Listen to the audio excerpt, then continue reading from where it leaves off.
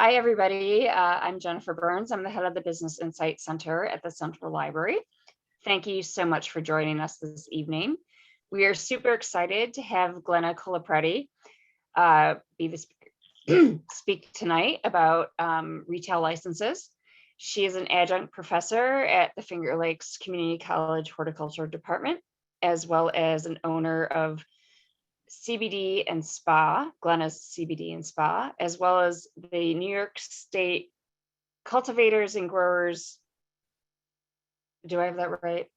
Yes, I know it's a mouthful. You're right. Yeah, Cultivators, Growers, and Processors Association for the Finger Lakes Regional Committee. So anyway, please keep yourselves muted. If you have questions, you can put them into the chat, and then Glenna will also take questions at the end. So you will be sent out her PowerPoint as well as a link to this YouTube video once this program is concluded, if you can't stay for the whole thing. But anyway, Glenna, please take it away. Thank you so much, Jen, and thank you for having me. We're very excited to be here. This is an amazing meetup and cannabis information that you disseminate. And so I'm very excited. Hope you guys enjoy it. And like Jen stated, I'll be presenting on cannabinoid hemp and cannabis retail licenses. And I teach regulations, so we live and breathe this. And it's very exciting to be in a emerging market that changes every week. So it's exciting. Basically, what I'm going to go over is, again, the retail licenses as we know it today, right? And what the legal framework is it. Again, I'm not an attorney. I am a cannabis teacher, professor, adjunct professor at Finger Lakes, as well as a business owner. So I do own CBD stores. I have also a New York State licensed hemp cultivator. And so I'm very versed in what it takes to bring a CBD to market, and excited to share what I know, what I wish I knew then, what I know now, best practices, things like that. So feel free to ask questions, interject, and I will try to answer them to the best of my ability and share what kind of resources we have too. So with that, I'll start with the cannabinoid hemp retail license. The description of this is basically that the Department of Health was the original overseer of this program, and then it transferred to the Office of Cannabis Management and became the cannabinoid hemp program. The Office of Cannabis Management defines cannabinoid hemp retail businesses as those that sell cannabinoid hemp products, whether it's in person, online, whether you're a distributor, etc. And just to circle back, most people use the term CBD to describe these stores. CBD is a cannabinoid, just like THC is. And CBD's kind of become ubiquitous with the cannabinoid hemp program. But to be very clear, a cannabinoid is all encompassing. It means all the different cannabinoids, CBD, CBN, CBG, THC, etc. So the cannabinoid hemp products include cannabidiol, or CBD, as I stated, in various mediums. That could be topical oils, tinctures, capsules, you name it. Anything that has CBD in it or any other cannabinoid is managed under this cannabinoid hemp program, albeit THC under 0.3%. So if it's over 0.3%, then it would be handled in an adult use cannabis program. But the focus of this initial part of the presentation is cannabinoid hemp. So what occurs is that in New York State, you need to be licensed to sell it. So anyone selling CBD products needs to have this cannabinoid hemp license. You apply for it, it's $300. It's valid for a year from the date of issuance. And if you have multiple retail locations, you need to license each location. So you can't just have one license and cover yourself wherever you're distributing or whatever format. Each location needs to be licensed. You need to get that permit before you can sell or distribute, and you need to pay $300 for that. So basically, I have a store in Eastview Mall, so I applied and received a retail license for that location. It's valid for a year. I'll show you an example at the end. And I have a store in Brighton, 12 Corners, and so I have a license for there. And I also distribute. So again, you need to get a license, and the start of that is you go to the New York State Business Express website. That's where all the applications are started and managed. So you submit an application there, which I have included an example as well. And that is attached to your New York tax governing login. So I'll show you an example of that. Any questions about the retail license as far as the application? Okay. Now, the key questions you want to ask yourself before you go and obtain a retail license or incur overhead by entering into a lease or any other products that you want to disseminate online or be a reseller. You need to make sure that, where you're sourcing your hemp is a good source. It's clean, it's free of any contaminants. What format you're going to do that, if it's going to be your own that you're going to cultivate, or if it's a process of white labeling, it's called, where you source it from another manufacturer, such as myself. And then who are you targeting? Are you targeting a certain demographic, certain types of products, certain mediums? So you want to come up with that plan first before you enter into a retail environment. And then what are the costs associated with it? Basically the cost of goods.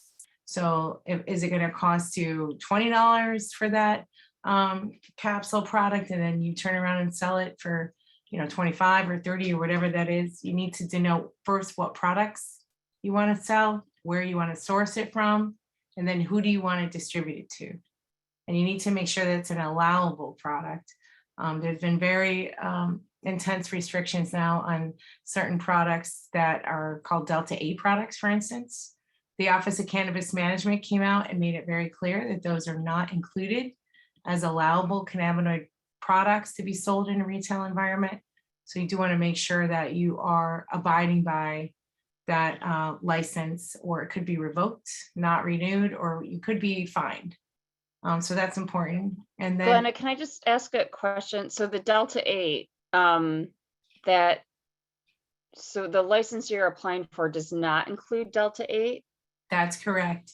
So the CBD, but you need a separate license for Delta 8?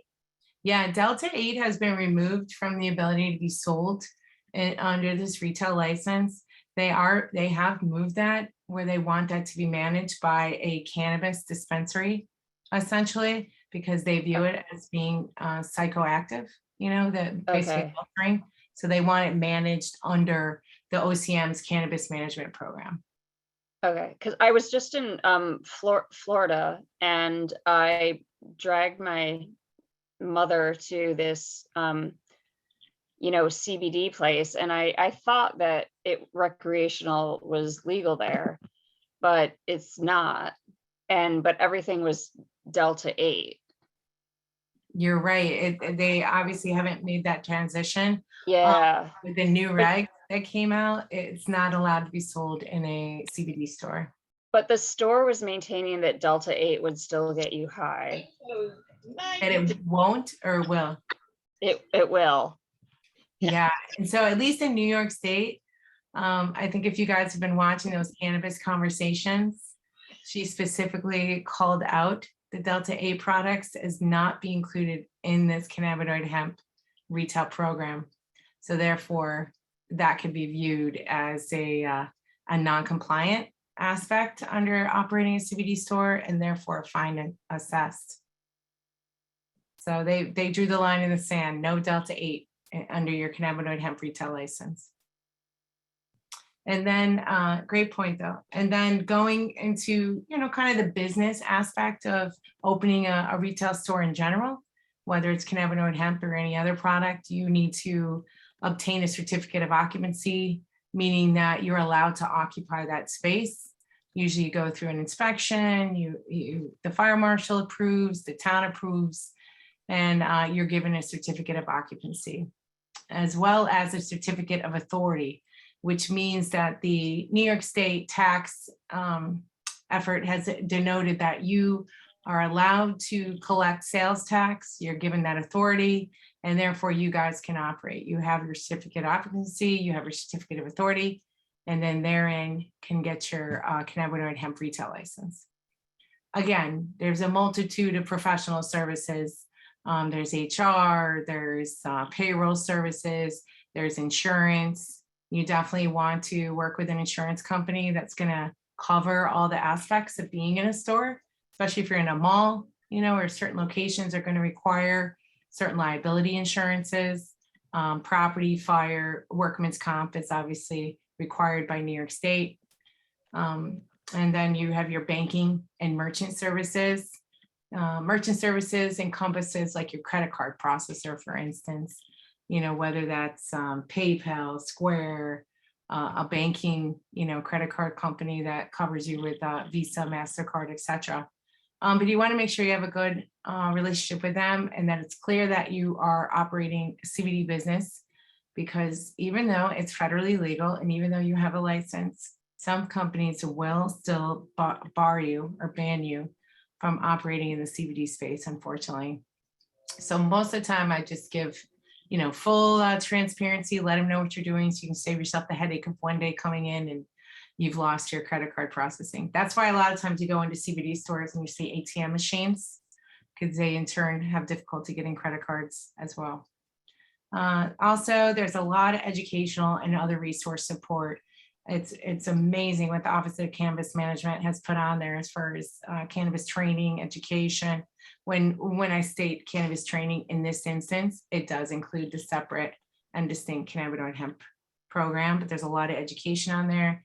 And I gave you the link too for Finger Lakes Community College. We do a lot of training in this space, but there are other SUNY schools and private classes that do help understand what does cannabinoid mean, what's cannabinoid hemp, what's the program entail. So any questions about that? Yeah, quick question, Glenna, sorry. Oh no, I love So it. you were talking about merchant services, but like currently, because of federal regulations, my understanding is that retail dispensaries would not be able to use Visa, MasterCard, anything like that. You're right. Yeah, I did, to that point, did parse that out into a separate discussion for dispensaries, because you're right. There's Oh, okay. There's some aspect where credit You're card. getting there. Yep. Yeah, Okay. but even to your point, Jen, even in CBD, even though it's not federally illegal, the farm bill that was passed in 2018 made it federally legal. There's still a misnomer. Even QuickBooks sometimes bans people in the CBD space, but again, it's illegal. You should be able to get credit card processing, but to Jen's point, not in the dispensary space yet. Thanks. You got it. Okay. And then I kind of outlined it out, some key resources, and this is for any business, that's kind of ubiquitous across any business startup or venture. You want to make sure you have a good business plan. It doesn't have to be too complicated. I think people get overwrought with these long, thick, intense business plans, but really, if you just get your thoughts on paper, what are you interested? What is your expertise? What are you going to need support on as far as the operational aspect or launching it? And then what kind of capital do you have? What's your overhead going to be? So that way you make sure that you're not launching a business and you don't have enough to keep your store open. And what are some of the operational expenses? Are you putting a CBD store, in the same corner as another store that's selling the same products? What's the competitive landscape? Where are you going to be operating? How readily visible is your business? And then what's your operational sales plan? Are you going to focus predominantly in the retail, so walk-ins or drive up? Maybe you pick a place that has an anchor tenant where they've done their due diligence of marketing, like a Starbucks, for instance, and then a delivery. Maybe you're going to work with other CBD stores and you're going to deliver their products, much like getting ready for the delivery license for cannabis. Or are you just going to really focus online, create a targeted approach, run some campaigns, and really drive the e-commerce sales. Or you could do, all of those. At least for me, I started with wholesale, manufacturing and wholesaling. I sell to a lot of different CBD stores. I don't view anyone as my competitor. I view that I can make them a product. A lot of times they white label it, or they buy it in bulk, or they sell it. And then I just have a couple flagship stores. You could create a niche market where you could take an existing business and, modify it to include cannabinoid products like a spa, things like that. Either way, you want to have that outlined as what you're going to focus on, and then start your targeted approach. So you denote your business name, make sure someone else doesn't have that domain. I've seen that happen a lot, where someone didn't, do a simple due diligence of typing in the name of their business to see that someone else already had a business name like that. So, look at the domains, register your business, decide on your structure, whether it's an LLC, get your EIN, which is like your social security number for your business. Denote your logo. There's a lot of free programs or great graphic artists. Sometimes you can ping some of the local colleges to help you with some of the logos. And then, where are you going to operate? Again, get that tax account, get that certificate of authority to collect taxes. That's the biggest aspect. Make sure that you are paying your retail sales tax. And then I gave you some of the links here to get that started. And then apply for your retail license or your distribution permit. And then, work with your town, let them know what you're doing, get that approval from municipality, show them that you're going to be compliant. I know some towns still don't even allow vape stores. So make sure that you're going in a town that's going to be favorable, and make sure you get that product liability insurance. I think I saw Chapman on here, so I know that they supply insurance. And then who's your supplier going to be? A lot of times when people launch a business, sometimes they run into supply chain issues. That's a big issue right now. So can you buy in bulk, or can you have product that you're able to, sit on a shelf? Is it a stable product? Will you be able to, kind of stock it and make sure that you have enough for that particular product? And then whatever labeling knowledge you need. New York State's very strict about some of the labels when it comes to cannabinoid hemp programs, and especially with cannabis, obviously, but the labeling needs to denote if there's THC in there. Even if it's 0.3%, you need to tell people that there's THC in there. And make sure you have your third-party tests of wherever you're sourcing. Hemp is a great product for sustainability too. So a lot of times hemp is used to remediate brownfields or remediate properties that have chemical spills. So you want to be very careful. It pulls up all the good and the bad in the earth. So you want to make sure that your cannabinoid profile potency is under 3.3%. For THC, you want to make sure, again, it didn't pull up any heavy metals, that people did not use harmful pesticides, microbials, the mold, mildew. It's very important that whoever was drying and curing that product mitigated any mold. They kept it at a good humidity, and then that there's no harmful solvents if it's a tincture or a finished product. So again, those third-party tests will show you that. And then make sure you have a good inventory point of sale system. I know Square gives some people merchant services along with an integrated point of sale inventory system. So I think it's a good solution. But make sure when you're looking at a point of sale that it's going to interface well with your computer network, your computer system, or your banking. Any questions about that? Okay. And then these are some of the key jobs or roles potentially. Obviously, it's going to depend on your scale of your business. Most of the time you want to have someone you trust, a good manager to help you. If you're going to do inside or outside sales, whether you're going to do marketing, custom, basically, especially with customer service, making sure that you're managing any, consumer issues potentially.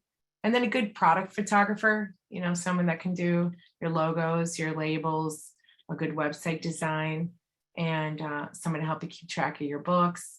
And this will become even more important when you're in cannabis because of some of the federal laws regarding what you can write off and what you can't.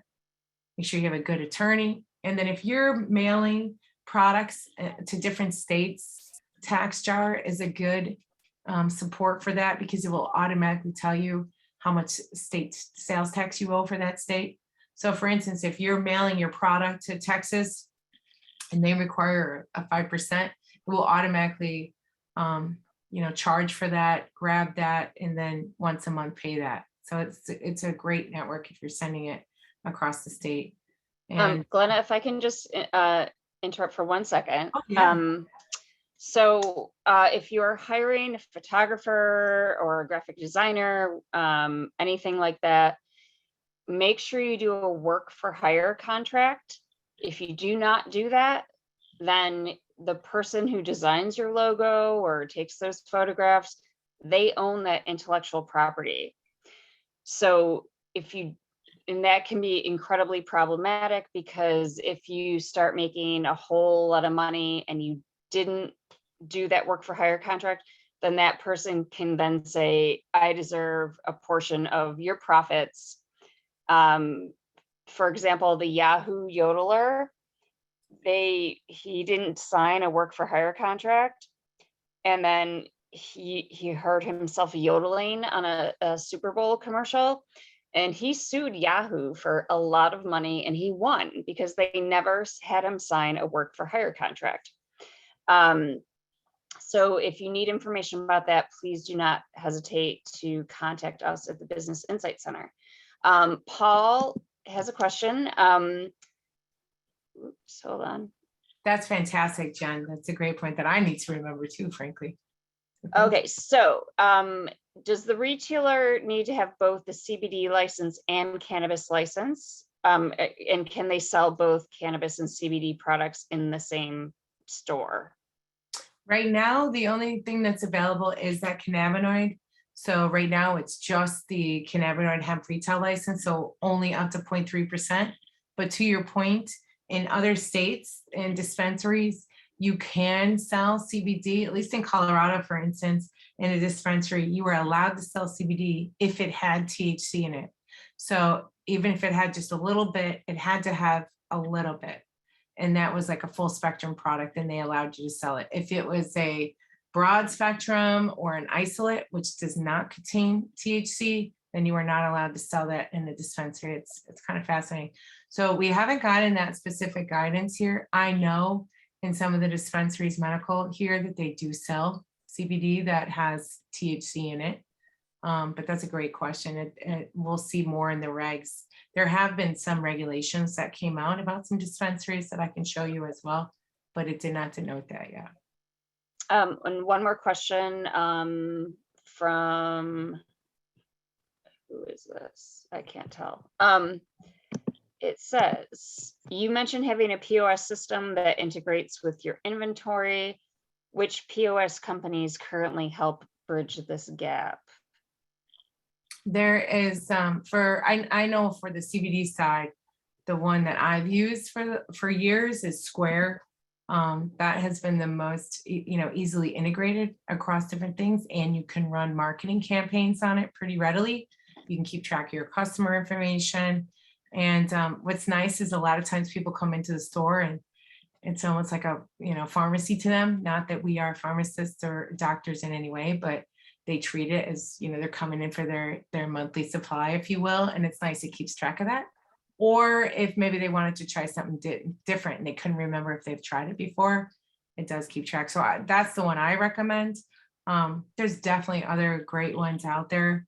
I think for the cannabis side of the house, they are looking at, they did do an RFI and RFP for some of the track and tracing inventory systems. I know in other states, to track compliance and inventory, let's say you've taken a pound of cannabis and they trace it all the way to that last gram, then they might use BioTrack or Metric. I don't think they've decided yet. I haven't seen that they have awarded that. I don't know if they'll have multiple or if they'll just have one single one. A lot of states have Metric and some of the other states have BioTrack. But I can definitely keep you abreast of that as that comes out. They'll probably have that on the website too in their regulations. And then after this presentation, I can show you where the regulations are currently that they've come out with. Does that answer your question? Did that answer your question, Paul? Yes, thank you. Okay, great. Thank you. And then I can tell you, I do, especially during COVID, we kind of pivoted and we started doing no contact delivery and things for people too. So obviously you want to make sure that you have the right insurance, you know, you're covered if your employees are doing that for insurance. And if that's an opportunity for you guys to leverage or create a niche market. And I do see that people are starting to do that for CBD companies in preparation for potentially getting a cannabis delivery license. I'm not quite sure exactly how that will correlate, whether the delivery driver or delivery service will operate out of a dispensary, let's say, or if they're allowed to go to, you know, multiple dispensaries and choose the product that they want for their consumer. So we'll see those regulations, that license. We don't have a lot of information about that yet, but we operate a delivery service with our CBD. That's pretty common. And then we also have a compliance manager to make sure we're doing, especially on more so on the cultivation side, but also on the, as far as making sure if there was an adverse effect by a product, you want to make sure that you have a plan in place for that. And, you know, if someone were to complain or they had a bad reaction, you want to make sure that you track that and that you're able to go back to that batch, that lot, and trace that. Just like in the food industry, if there was an outbreak of something, how they could trace it right back to that manufacturing source. You want to keep those same kind of detailed records. And I keep detailed transactions with QuickBooks, with Square, and then our own compliance programs with more so kind of towards GMP or good manufacturing processing. So those are just kind of some of the oversight. Here's an example. You can go in and register if you have your name of your business and your EIN, go in and register your New York Business Express. And it's great because you can have all your info there. You can have your tax information, your workman's comp insurance, making sure you're compliant with that, making sure any and all insurance you have from New York State, and then any applications you have into the state. And that's an example of, I did apply for the conditional cultivator license that opens on March 5th. So I just gave you an example. I did blank out the application ID, but this is just something that you guys can do for your cannabinoid hemp program. It lists all your licenses in there too. So all my licenses are listed under my NYBE account. And this is an example of my I have multiple cannabinoid hemp licenses, but here's one of them. This is was pretty exciting to get something in the mail from the Office of Cannabis Management that we're all legal and compliant and that we are licensed for our locations. So like I stated, this one just covers my one location. The one at Eastview Mall has a separate license. It is under my same NYBE account, but again, I had to pay $300 for each license. So it's good for 1 year. And just to show you an example of that. And then now we'll get into the cannabis retail licenses. Here is all the language about it. What is the cannabis law as defined by New York State? It's very clear, the nomenclature, the verbiage that is used is adult use. They say it all the time. Sometimes they shorten cannabis to adult use program. But this one specifically is about the adult use cannabis retail dispensary license criteria. And what does that mean? What does a retailer mean as far as cannabis? And how many are you allowed to operate? At this juncture, they're saying you cannot own more than 3 retail licenses.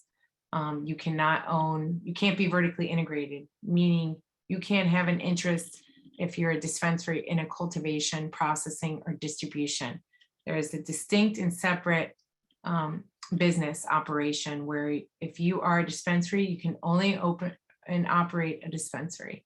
You cannot cultivate. The only exception to that is the micro business that has not come out yet, but the micro business allows you to cultivate a small canopy and then therein sell it. So you sell your own products. But right now, for the scope of this, it's all about just the retail. And the retail for cannabis is called a dispensary. Basically, it means that anyone 21 or older can come in, they can purchase with a valid ID. They're allowed to buy and possess up to 3 ounces of cannabis flower and up to 24 grams of a concentrated cannabis, meaning, a lot of times you hear people say concentrates or, different formats of edibles, things like that. But essentially, any medium that has cannabis in it over 0.3%, you're allowed to possess 3 ounces of that flower or 24 grams. It can only be sold in a state licensed dispensary. I don't know if you guys have heard, but they've been really coming down on that. Multiple businesses in the Rochester area have received cease and desist. In fact, one was received today by someone, a couple last week. So they, as these licenses and program matures, they will definitively come down on those businesses that are operating without a license. And at this juncture, they just give you a cease and desist. But if they see you reopen it after a cease and desist, they can come in and, take your products, take your cash, probably potentially charge you with a crime, and prevent you from obtaining a lawful license from the Office of Cannabis Management in the future. So Glenna, Eli has a question. If regulation is not allowed cannabis delivery, how are businesses selling and delivering cannabis right now? Which I believe is they're not. That's correct. Yeah, they're not. That's still currently not legal because they haven't put out the regs yet. Yeah, they have not awarded licenses for dispensaries as of yet. Yeah. And then Paul says, is the quantity sold measured per day? Yes. Like for instance, just like in Colorado where it's you can't just go to multiple dispensaries. I think that's what you're asking, right? It's seemingly going to be tracked that you can't just dispensary hop, right? And get its, multiple 3 ounces, if you will. We'll see how they do that track and trace and how much of your data is associated with that. But seemingly each dispensary is separate and distinct with their own transaction. So for them, they just are going to keep track of their own dispensary. So let's say they had 3 dispensaries. They would know if you went within those 3. They're not going to know if you go outside of that to a different licensee. The state may, we'll see how in depth they go with that, but the retailer can, just like if there was a rule about how much of anything you can possess, they have to be compliant by that. If they knowingly go over that, then they're not being compliant in their license as well. And again, so if you guys are thinking about opening a retail cannabis dispensary, obviously you have to make sure for the zoning requirements would support that. Now on the cultivation side, they can't restrict cultivation. Obviously they can make it difficult for you, but they can restrict on the dispensary and consumption lounge. They can opt out. And there's a whole list of who has opted out. Again, they can opt back in at any time, but I would not go into a location and start planning and leasing a space that's opted out. And even if they've opted in, I would recommend that you speak with the municipality and say, hey, this is who I am. I know you opted in. I'm interested in opening a dispensary or a consumption lounge when the time occurs. And, I understand that you have the right to regulate the time, place, and manner of how the business will operate, just like they do with alcohol and tobacco, right? So if you follow the same kind of compliance and understanding of the law with zoning and land use as alcohol and tobacco, then you're more apt to be safe in your location. So for instance, what I mean by that is I would not, depict a building that you want to operate a dispensary that's across the street from a high school, from a school, right? So can't be within 500 feet of a school or 200 feet of a church. And, they may restrict the locations in the town. They might say, hey, all dispensaries or consumption lounges are going to go in this part of town. I know a few of them locally in the Rochester area that have stated that they will create a zone area for these businesses to operate.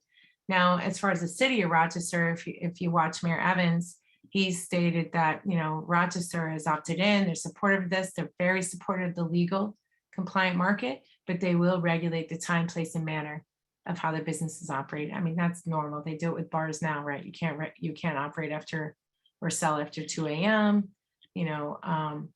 A bar is like a dispensary, if you equate it to that. And, or I'm sorry, a bar is like a consumption lounge, if you equate it to that. And a dispensary is more like a liquor store, right? So they do restrict on the time. Remember when you couldn't buy liquor on Sundays? That's how they managed and regulated time, place, and manner. So just be cognizant of that before you enter into an agreement. Make sure it's in a amenable area and it's allowed, and that you get the buy-in of the municipality, meaning the planning board. Any questions on that? This is, if you watch the Cannabis Control Board, which is, they do amazing things with showing their board meetings, and you can go in and watch them on YouTube thereafter as well. This was the resolution that passed. It's called Resolution 2022-04. It's a consideration of conditional adult use retail dispensary regulations, meaning they came out with regulations on these conditional adult use retail dispensaries. These licenses, these potential licensees are targeted toward those that were justice involved, and that's the verbiage. And again, to circle back, I know a lot of it uses the term marijuana. We use the term cannabis. Marijuana has been used to criminalize and target disproportionately affected people. And so even though the statute states MRTA, we use the word cannabis. So basically it's seeking to position businesses in that were justice involved in equity, with giving them the first advantage in this space as far as the retailer. Again, it's just the first pool of licenses. There will be many therein. They won't even touch what the projected requirement in New York State will be. This is seemingly moved towards the end of the year, that they really want these dispensaries running. And to be eligible, you must have had a cannabis-related offense pre-MRTA, so pre-March of last year. And I go into detail in the next slide, but that cannabis-related offense was either you, or if you had a parent, guardian, child, spouse, or dependent. So it's not your second cousin, it's your parent, or your child, guardian, or spouse. And you must show that you can successfully run a business. I don't know what that means specifically. They've outlined some regulations, which I can show you when we're done, but they want to see that you can utilize that license and run a business. Any questions about that?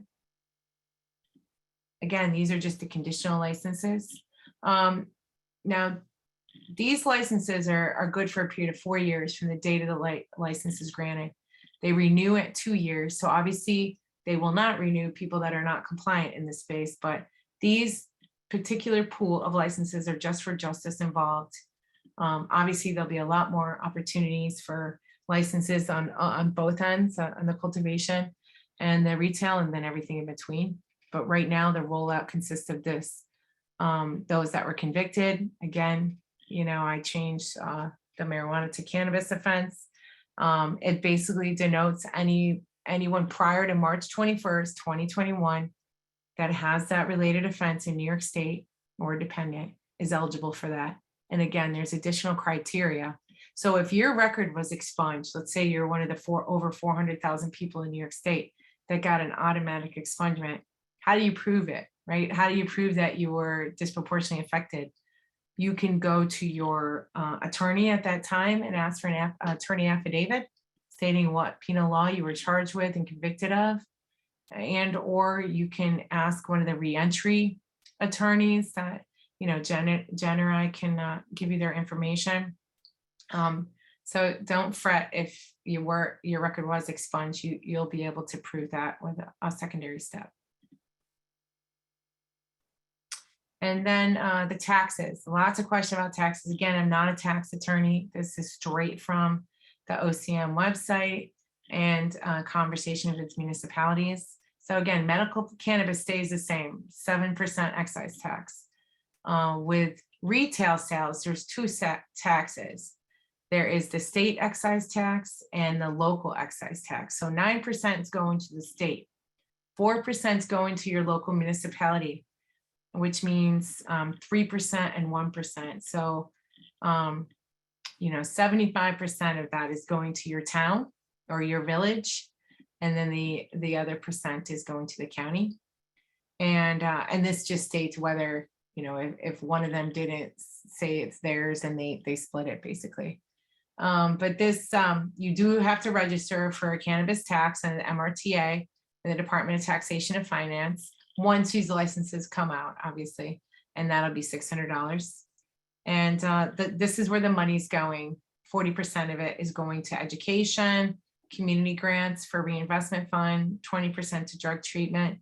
And more specifics about the taxes are at this location right here. So you can click on that. It gives you a lot more detail about it. All right, so here's some of the jobs, and I've done a lot of research of different dispensaries across the state, and, kind of like entry level, that you have someone welcoming them, like a greeter, where to go, checking and make sure their IDs, that is number one. They can't even come in. Most of the time they have that parsed off where you can't even come in the second door until you've checked their ID.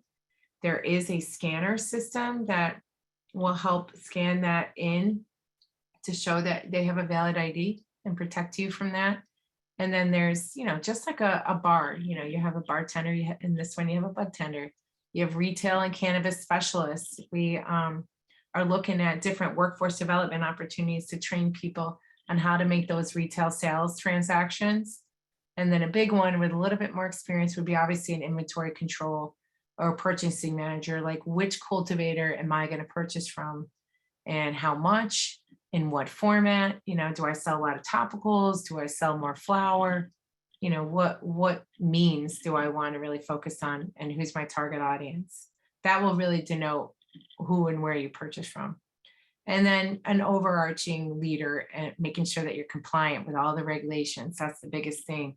Making sure that you're paying that tax, making sure you're keeping track when you take in that pound from that cultivator, that you have a tracking and trace, that you can show exactly where those grams went, right down to the last gram. And that's part of your compliance. And there are point of sale systems to answer that earlier question. There are some good ones that are used in other states that help you do that. And they even have on the back end showing that, oh, you need to file this tax, or you need to do file this compliance mechanism. So record keeping is critical. Oops, excuse me. Labeling your products, making sure that the packaging is there, that it's child proof. And that's a huge portion, making sure it's not targeted towards children. Those cartoon packages that come from California, they will come down really hard if you are selling those. And those that are selling products to you need to make sure that they're not appealing to kids, or anyone under 21. And then obviously marketing, just like any other business, your labor laws, your record keeping, and security. The big aspect, I wanted to delve in a little bit more security, because if you watch what's going on in other states, there has been a tremendous amount of robberies. This is a highly cash business. And to circle back, Jen, there may be a few credit card companies, but it's, very rare. It's predominantly cash. And then because of that, it's because it's federally illegal. And as we've seen, the MORE Act just passed in the House, but it's pending before the Senate, and it has not been successful historically. So nobody's holding their breath. It'd be amazing if the MORE Act passed, but most banks will not get involved in cannabis, not just because it's federally illegal and the FDIC, but also because of all the compliance and the documentation that they need to provide. Well, Senator, I believe it was Senator Schumer who proposed the legislation of the SAFE Act, which would allow states where adult use cannabis was legal for banks to serve those businesses.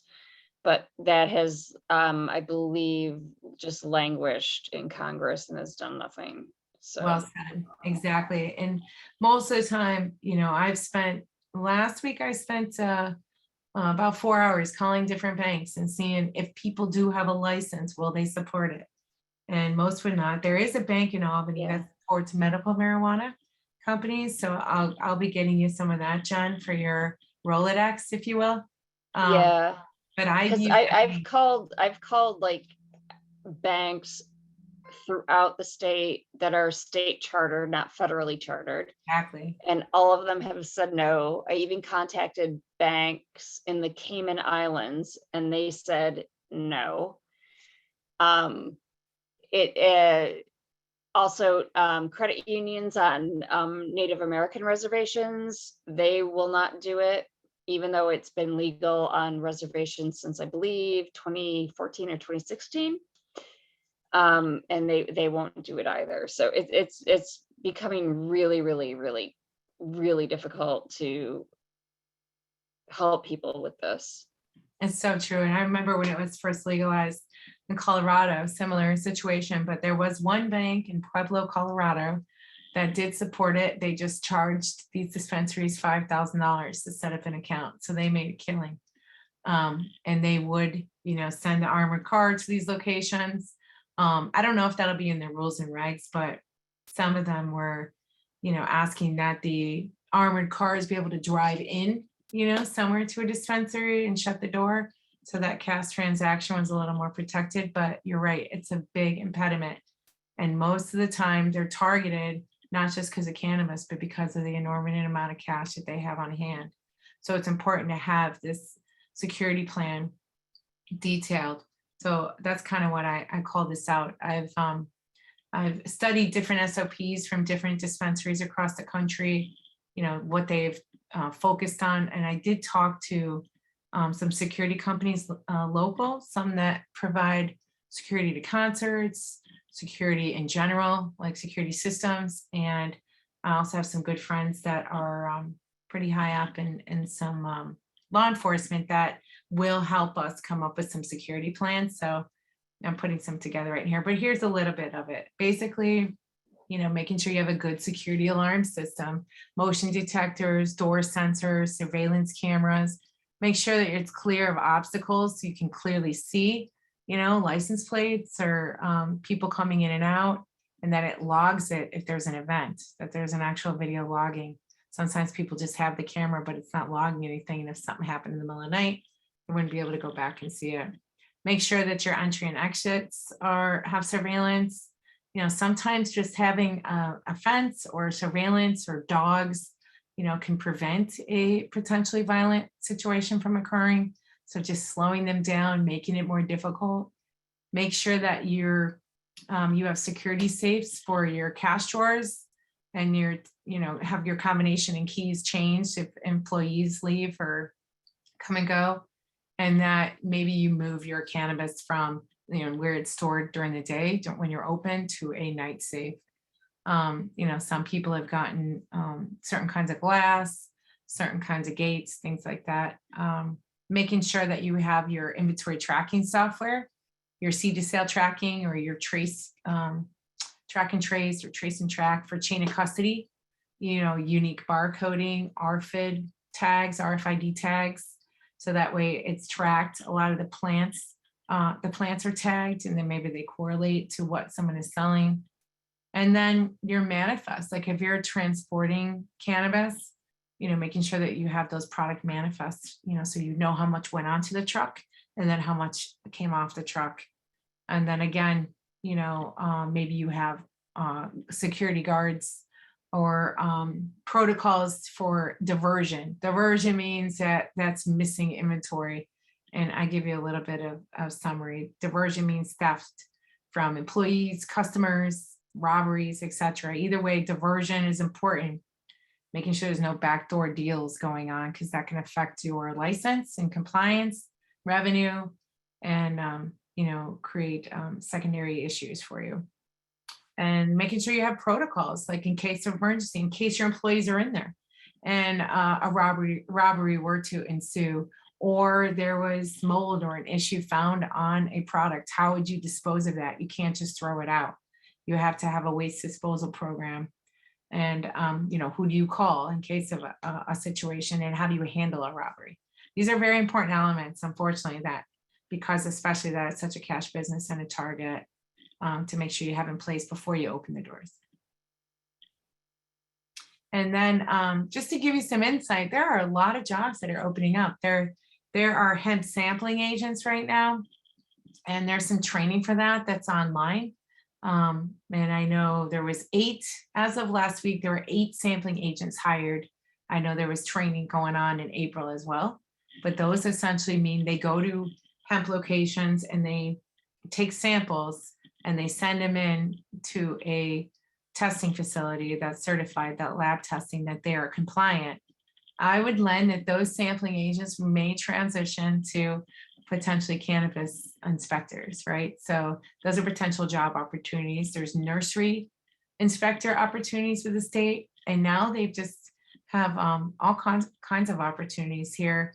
There are scientists. It looks like they're doing some studies with CBD and cannabinoids in general. There is support staff for the OCM as far as program analysts, and so it's a worthy opportunity. And these are supported by the Department of Labor. So the Department of Labor is going to be at a job fair tomorrow in Albany. I know it's short notice, but if you're in need of a job, you can go to Albany tomorrow, and the Office of Cannabis Management will be there along with the Department of Labor in hiring for cannabis, along with a myriad of other job opportunities. This is what it is. This is the link for it. Again, that's tomorrow, but you can keep track and sign up for updates for the Department of Labor and for other workforce development opportunities in the future. Like maybe you don't want to be a licensee, maybe you want to be a bud tender or a certified pest applicator, for cultivators, all sorts of jobs that'll be coming, security jobs, etc. So you can sign up for notifications here and for other training and resources for different colleges. And then just to summarize, here's some best practices. Make sure you don't enter into a lease before you're going to get a license, or before you're in a town that's going to support you. You can ask for free rent. What that means is when you're negotiating your lease, you can say, hey, can you give me 3 or 4 months of no rent, no overhead, and tack that to the end of my lease so that I can redirect those resources for construction or initial costs to market right before I open the store. And basically they want you to be successful because they want to rent that space, right? And fail to plan to fail. Make sure you have some kind of business plan, a focus of what you want to do that you're passionate about, and that you have an operational or structured plan outlined. There are some grants and low-cost loans that will be appropriate and will be coming from the Social Equity Fund. There is $200 million in there. Seemingly, they will be adding to that with the license money and other private equity, frankly. So seemingly, they are going to try to help launch some of these businesses and with capital expenditures for. Yeah, but that's going to be just for basically real estate. Yes, exactly. Yeah, so it's administered by the Dormitory Authority of New York State, DASNY, and so it's going to go towards either defraying the costs of leasing or buying a location to have your dispensary. So exactly, yeah. So for that retail dispensary capital cost, that exactly as Jen denoted, for launching that retail location. And make sure you get your zoning approved. Make sure you know who's responsible for your property taxes, like if it's triple rent, for utilities, your insurance, etc. Sign up for free website updates. I get them all the time for the OCM now, which is really great. I got the one of those jobs updates. Take classes. There's a lot of free classes, like Jen and her team at the Business Insight Center has amazing classes or opportunities to meet with different people that have expertise in that space. Or maybe you're a graphic artist and you just add this, to your repertoire. Or maybe you're an electrician and you add setting up those 20 grow lights for cultivators. There's plenty of opportunities, not necessarily in the license space. Join these cannabis meetups. There's one for Finger Lakes as well, for New York State, for the library. Build your own competent and trustworthy network, your own ecosystem. Don't look at each other as competitors per se, but maybe you're going to be the great grower and they're going to be the great retailer, or maybe you're going to be the great, I don't know, certified pest applicator or insurance agent. Create your own support network of people that you trust and that you can build that supply chain with. And, good paper makes good friends. Get it all on paper and what this looks like. Document those transactions. And remember, it's like sometimes entering into a marriage, and make sure that this business transaction is someone that you want to be in business with for a while. And think about it. If it goes bad, how would you get out of it? So make sure that you have good paper. And again, don't forget about these ancillary opportunities, and tenacity wins, especially in this space. It's not easy. It's hard. It has not been an easy road, but if you are passionate about it and you prevail and you take these kind of courses, you will be successful. So Glenna, Darian has a question of like, what's the timeline for retail? So the first 100 licenses that will go to those with a history of judicial involvement, those will be awarded sometime in the fall, correct? Yeah, sometime later this year, seemingly to your point. I'm not sure if it's third quarter, but definitely by fourth quarter. It's all the, communication I've seen has been the end of 2022. And to your point, it's a targeted approach with these conditional plans. And then seemingly there will be, a wider expanse of the program rollout for 2023. But right now they're jumpstarting it with this farm to store, as it's called, or, seeding initiative with this conditional cultivators, with the conditional dispensary retail, and then a wider rollout there and after.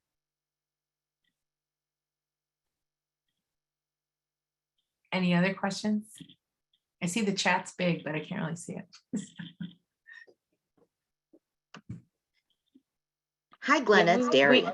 I'm sorry. Oh, hi, Darian. Sorry.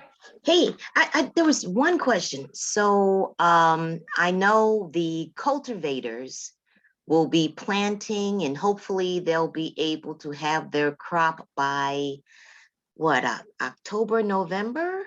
You're Hopefully, right. is what we're looking, right? Yes, you're right. Hopefully the October, September, October, as they start to harvest, and then theoretically in the stores, right, end of the year. Right, but where are we going to sell it if the retailers are not ready by then?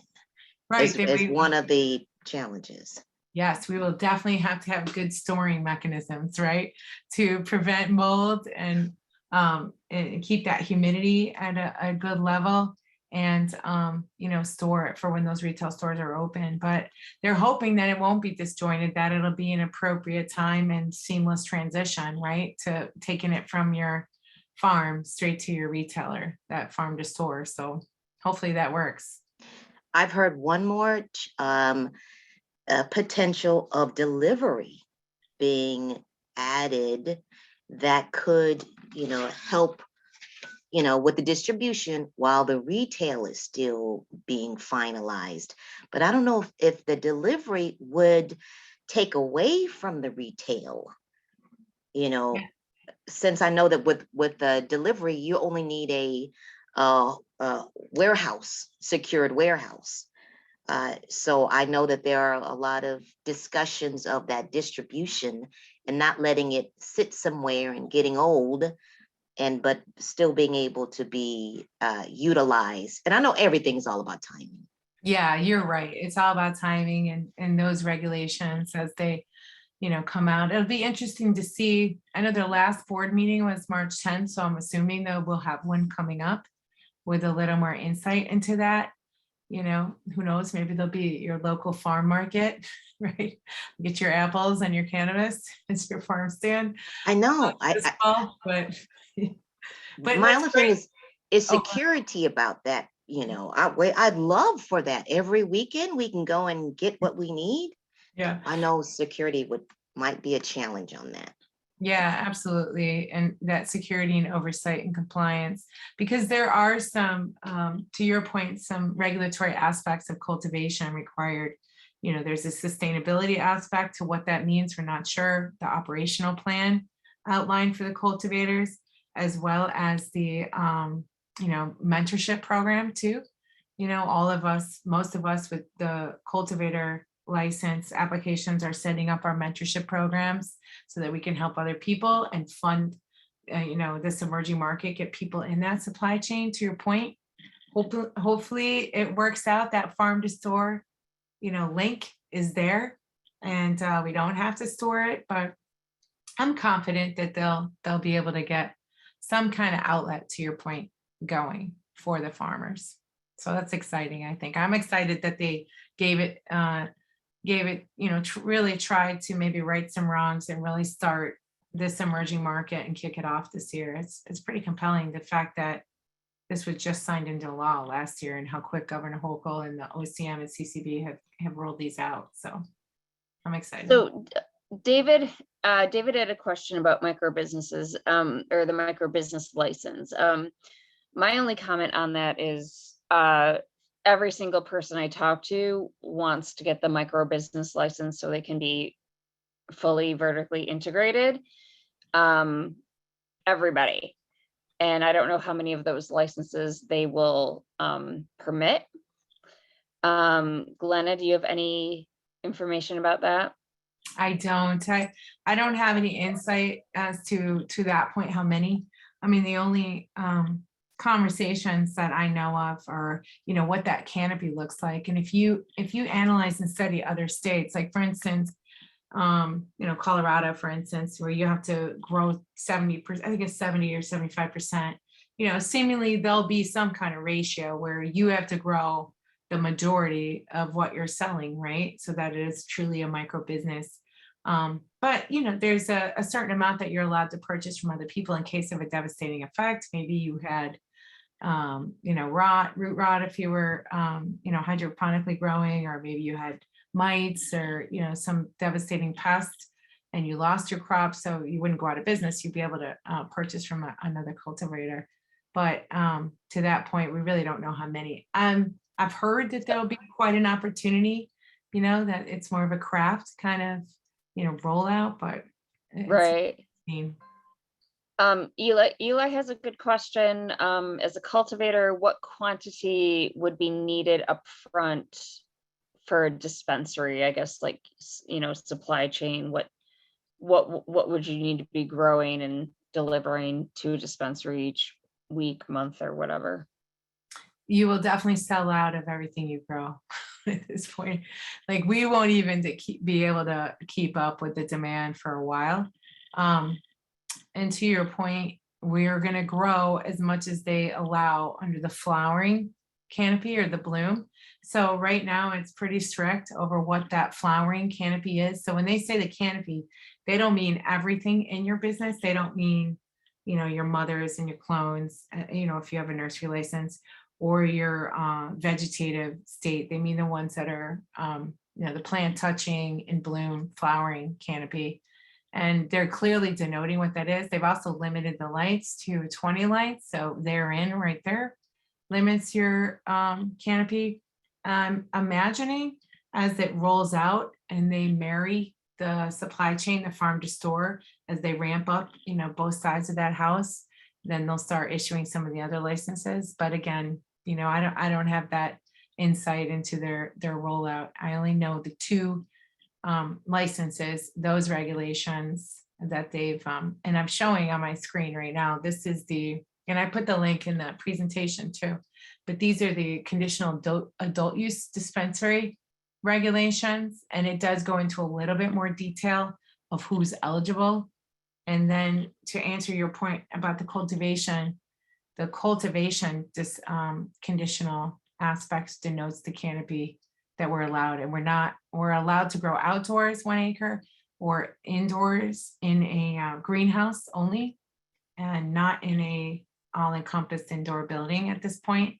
So I'm not sure exactly why that is. I'm guessing it's because of sustainability and that you're mitigating your carbon footprint by not having a lot of power consumption, but I'm not 100% sure. But I can tell you that this dispensary regs is, I did see it in the state register. So this really gives you insight into those initial, again, it's not the full rollout of dispensaries, it's a conditional. So this is just geared towards justice involved.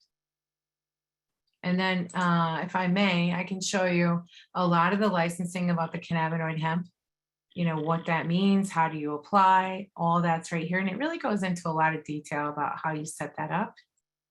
And then some of the educational programs that the Department of Labor has on their site, really great. I mean, obviously I'm favored the Finger Lakes cannabis track, but there, I do a lot with Cornell and other universities too. So they have some great programs in here. And then, as you look at the different licenses and state jobs, you can go right to those links that I gave you and look into, what does this mean?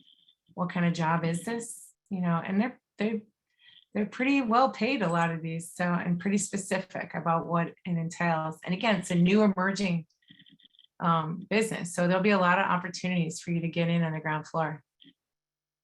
I hope that answers some of your questions. Again, I'm not an expert, I just teach what is taught to me in this space and try to discern from different states and what's happening here too. So it's pretty exciting. Oh, and I do want to mention, so Darian is a vice chair of the Finger Lakes Regional Committee for New York Cannabis Growers Association. Hi, Darian. And as am myself, under Tim McDowell, who works for Bristol Extracts. And so Jen, we'll be doing some events, together at the, I think at the Brainery, April 29th, where we support fully Jen's program with the Business Insights. So anything you need in this space, all that we can do to try to roll out education and mentorship program, it's a win-win. We need to do it. It's required under our cultivation licenses, if awarded, but it's the right thing and exciting thing for our community to work together. So I'm excited. Awesome. Yeah. Who else has questions?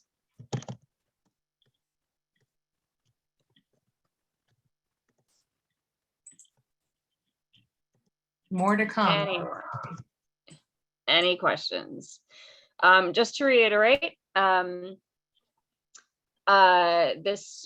PowerPoint, as well as the link to the recording on YouTube, will be sent out to you. We talked about, so the Business Insight Center, we can help you with the information that you need to populate a business plan, although a business plan, the traditional business plan that you would present to someone like a bank, is not really relevant because no banks are going to fund you at this time, most likely, for loans. But there's also, yes, Eli, there is a cannabis town hall on the 14th of April from 6 to 7:30. I put that link in the chat previously. I can put that back in the chat again if you need to.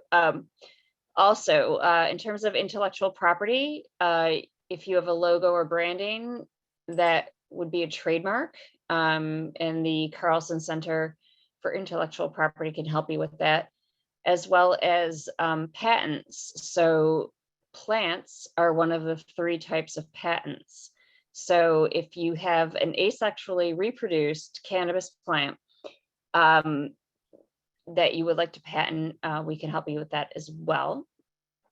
And let me just get you that information about the town hall. The town hall, just to remind you all, that's being held is going to be just for the city of Rochester residents.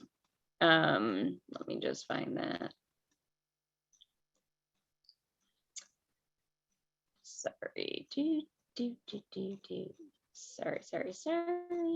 Oh, here it is. Nope, that's not it. Nope. Oh, here it is. Okay.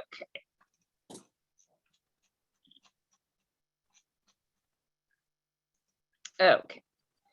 So this is the overarching listening session for the city. So the city's cannabis business preparation team, of which I am a member of, this is going to be the first one. There will then be other sub meetings depending on the specific issue, such as education and business support, zoning. The city has not made any determinations yet around zoning, where your where your dispensary can be located, etc.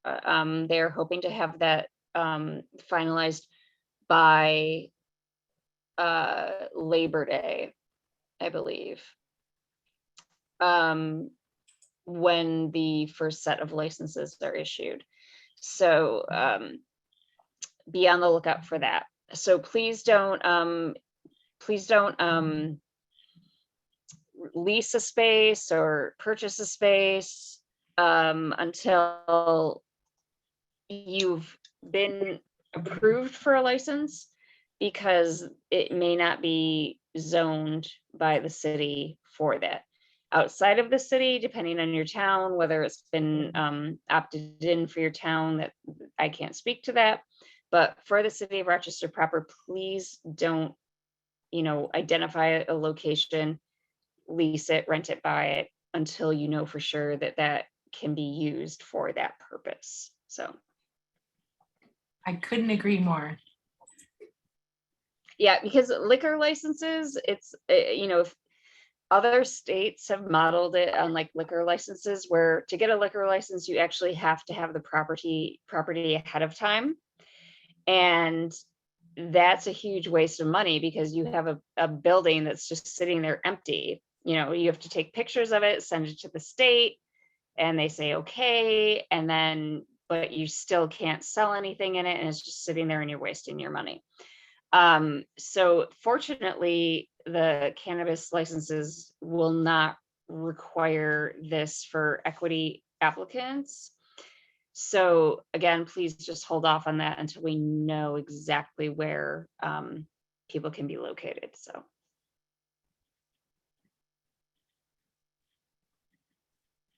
Any other questions? I did have one. I thought that the dormitory authority is already finding these locations. Is one of the things that I heard, that they're looking for 100 locations, and that they already have identified some already. Yeah, I'm sure they have, but Okay. my point being that 200 million that the governor speaks about, that 200 million is going to be strictly assistance for real estate. It is not going to go towards startup costs. It's not going to go towards any of that. It's going to go towards leasing or mortgage or whatever, strictly real estate.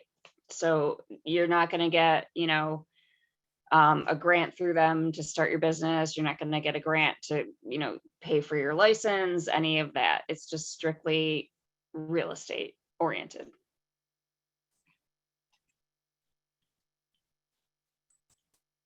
Any other questions?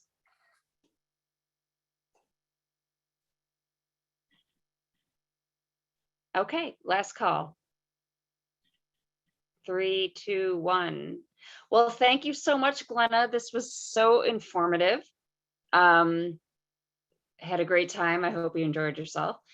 And join us next month, same time, same place. Ormond, do you remember what our topic is next month? I don't. Ormond, do you remember? Yeah, I don't remember. Anyway, but we'll send that information out to you guys with the PowerPoint and the YouTube information. So thanks for joining us. I hope you enjoy the rest of your evening. Thank you, Jen. Thanks, everyone. And hi to Bye. my students. I see there too. Thanks, you guys. Oh, awesome. Bye. Thank you.